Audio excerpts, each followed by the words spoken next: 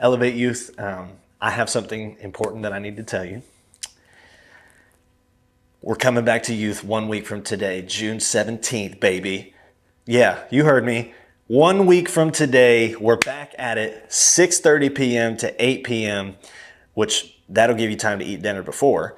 And when you get here, you'll check in, you'll get your t-shirt, the new t-shirt, Elevate Youth t-shirts, and we'll play games. Here's the best part.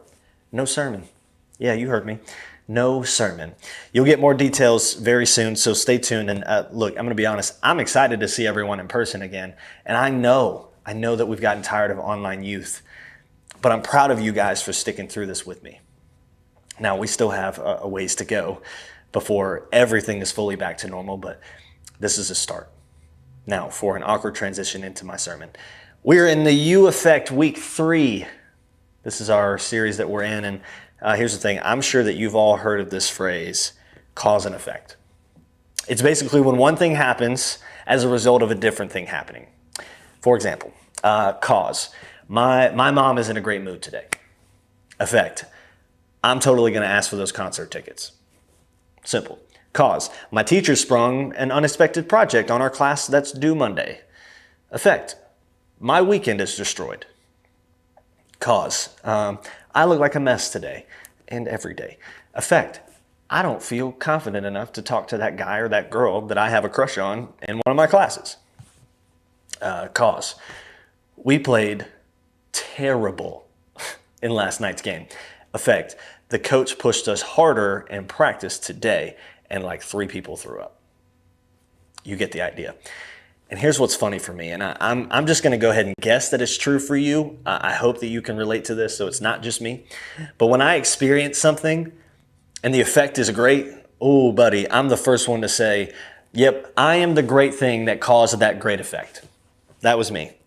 Now, obviously, I don't say it out loud. I pretty much hype myself up in my head. But on the flip side, I run into effects all the time that are bad, and I'm about this many % likely to say that that was me, I did that, I'm the cause. In fact, if I lose something, my keys or whatever, I'll blame Luke, my roommate, the weather, the cat that I don't have, the song playing on Spotify that distracted me for some odd reason, but whatever. I hope that, like I said, I hope that's not just me, but in life, sometimes we all mess up and we slip up, we make mistakes, we drift away from what we know we are supposed to do. And the effect, we lose influence. Here's what I mean. Sometimes this happens in a big way. We make a big mistake, and what we did becomes the headlining gossip at school or on the team or even in small group. But whatever we did was the cause, and the effect is people that look up to us kind of take a step back.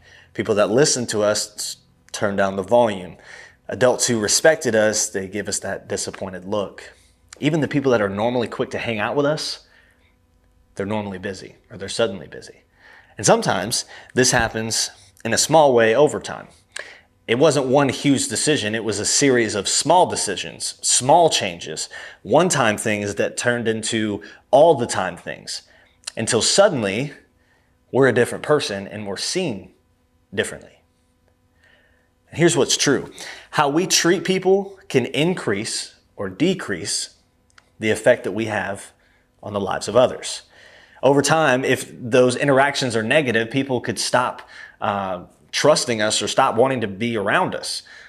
And as a result, we can lose our influence, our positive effects slowly over time. And before we even realize it, our relationships have changed and we can end up feeling like we can't ever get back what we lost.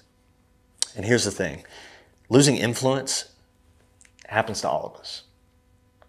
Because last time I checked, none of us are perfect. We all make mistakes that create distance between us and the people around us. And when that happens, nearly all of us tell ourselves the same thing. Well, that's it. Story's over. We mess up, we do something stupid, and people find out, and we decide to not go to church this week. We stay quiet in small group. We ghost our friend group. And more often than not, 1 week turns into 2. 2 weeks turns into 2 months. Before long, we start telling ourselves, I used to be a church person, a God person, or a small group person, but that's not me anymore. I'm not going to have influence or be a person who changes someone's life because of Jesus. Maybe I was once a person with a positive you effect on the people around me, but that's just not me anymore. If that's you, you're not the first person to feel that way. The Bible is full of people who had a positive influence, lost it, and were sure that their story was over. And this week we're going to look at a woman whose influence nearly hit rock bottom. And in her culture, women already had less influence than men. They were actually seen as property, and people believed they had very little value. And in this case, the woman made some pretty bad decisions that led her to lose her influence, that, you know, the little influence that she had. And her encounter with Jesus was recorded by a guy named Luke, a physician, a researcher who spent time with people who knew Jesus and wrote down their stories. And so this particular account begins with a dinner invitation. When one of the Pharisees invited Jesus to have dinner with him, he went to the Pharisee's house and reclined at the table. For context, let me give you a little bit of context here before we move on. The Pharisees were Jewish leaders who were dedicated to following Jewish religious law. And because of that, they were confident that they had a positive effect on others.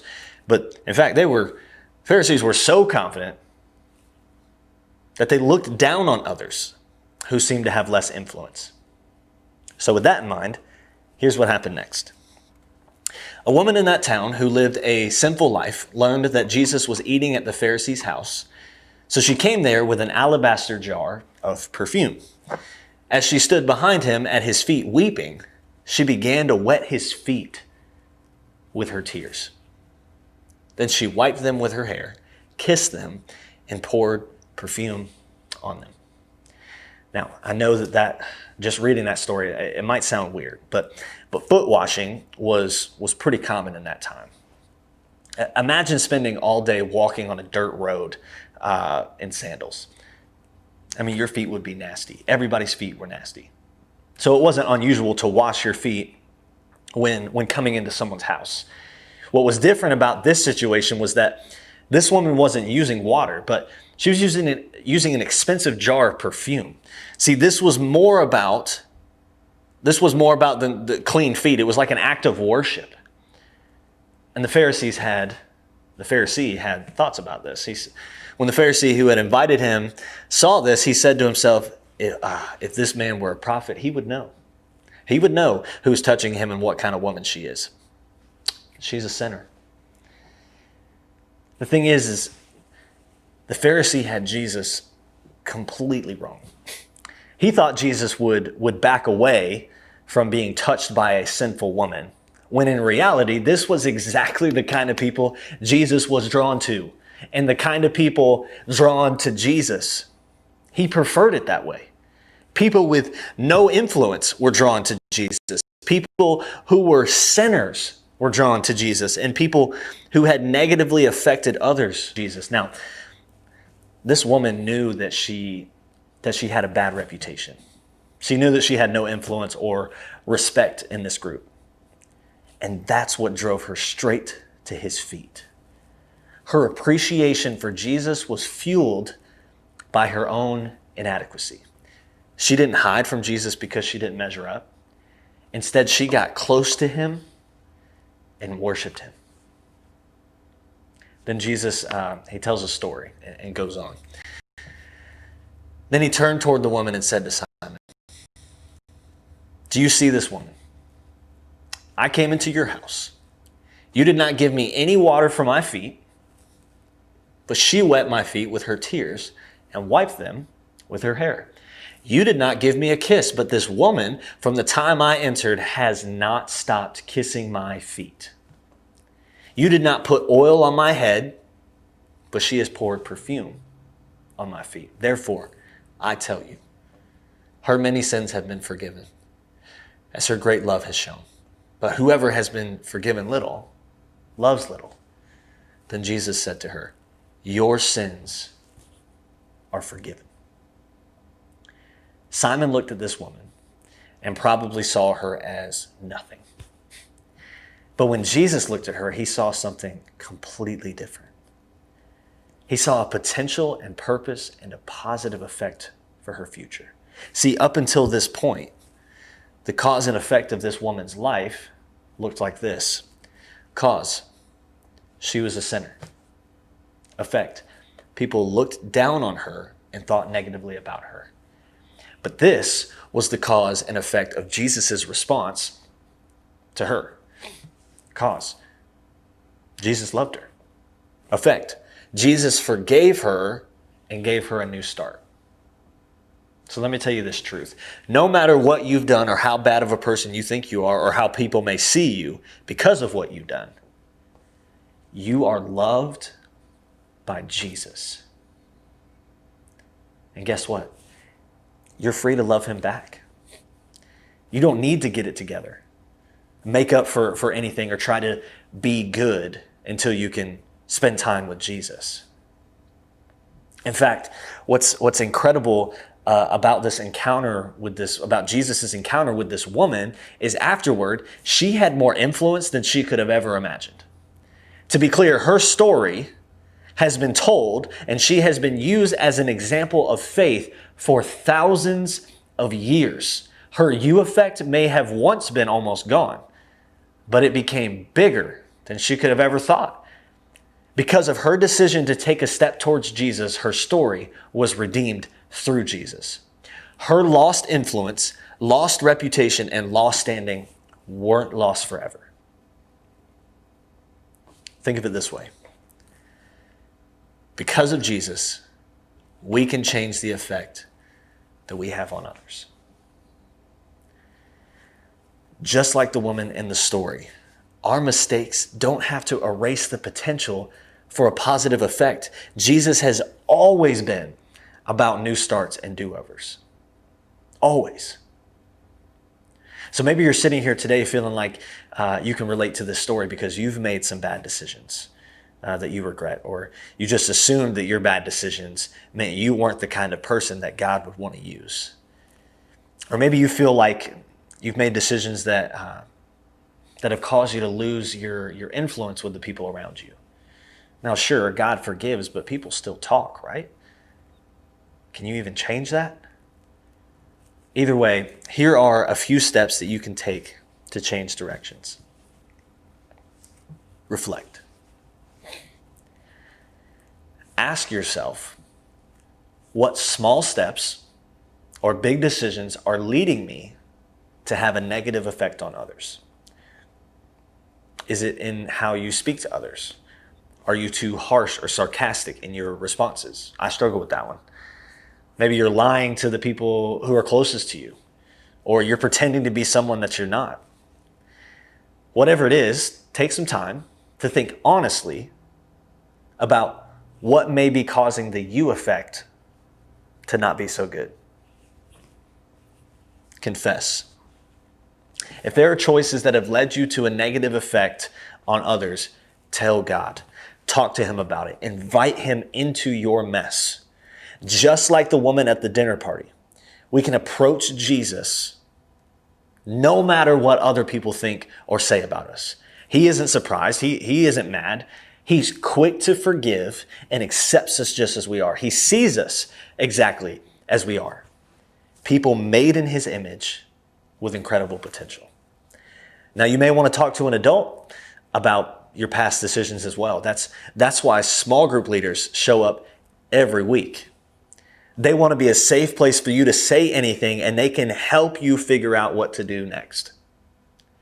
Rebuilding trust with people, it takes time and it takes intentionality, and your leaders can help. And finally, identify a specific step. Identify a specific step that you can take to move in the right direction to rebuild trust after the negative effect that you had on the people around you because of the choices that you made. Now, maybe it looks like apologizing to someone that you've mistreated or lied to. Maybe it looks like changing the way that you speak to others. Maybe it's asking someone to check in with you and remind you about the positive decisions that you've made to change. Just get some affirmation. So as we close today, I want you to remember, because of Jesus, we can change the effect that we have on others. Lost influence doesn't need to be lost forever. It doesn't have to be. You have the ability to take a step in a different direction. Maybe you know someone who made some choices that disappointed you or made you think of them differently. If that's true, know that because of Jesus, they can have a new start just like you. And you can be a part of reminding them that they're welcome, they're loved, and they're accepted. The truth of this is all of us mess up sometimes. We take our you effect from positive to negative, and then we need a fresh start, right? And when that happens, we're all tempted to just give up, walk away, or assume that the story is over. But Jesus makes it so clear that nobody in the room gets to say the story is over but him. And when we take a step toward him, he invites us to get up instead of give up and to change the effect one step at a time.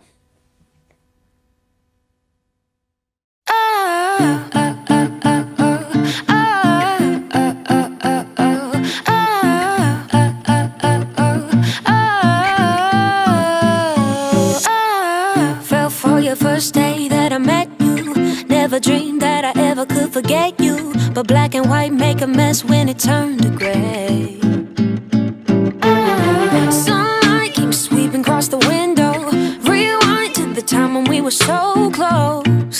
Got me longing for yesterday. Hey. But Lord, you know me so well. I can be a little punk sometimes. Leave me alone. Bust down the door to my heart like it's your home. Don't need no keys. I'm on my knees begging you please. I gotta settle this thing once and for all. You got my heart, my soul. You can have it all. I'm on my knees begging you please. Begging you please, Lord. Don't leave me alone.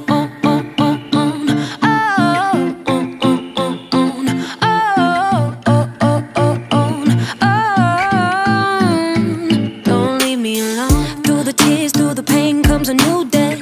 Blown away, still amazed you pursue me. Ain't no limit to the way you love. Don't stop. Lord, I need you like a heartbeat. Concrete. You're solid under my feet. And you're calling me up. Oh, 'cause you know me. Oh, you know me so well. And I can be a little punk sometimes. So don't leave me alone. Bust down the door to my heart like it's your home. Don't need no keys. I'm on my knees begging you please. I gotta settle this thing once and for all. You got my heart, my soul. You can have it all. I'm on my knees begging you please. Begging you please, Lord.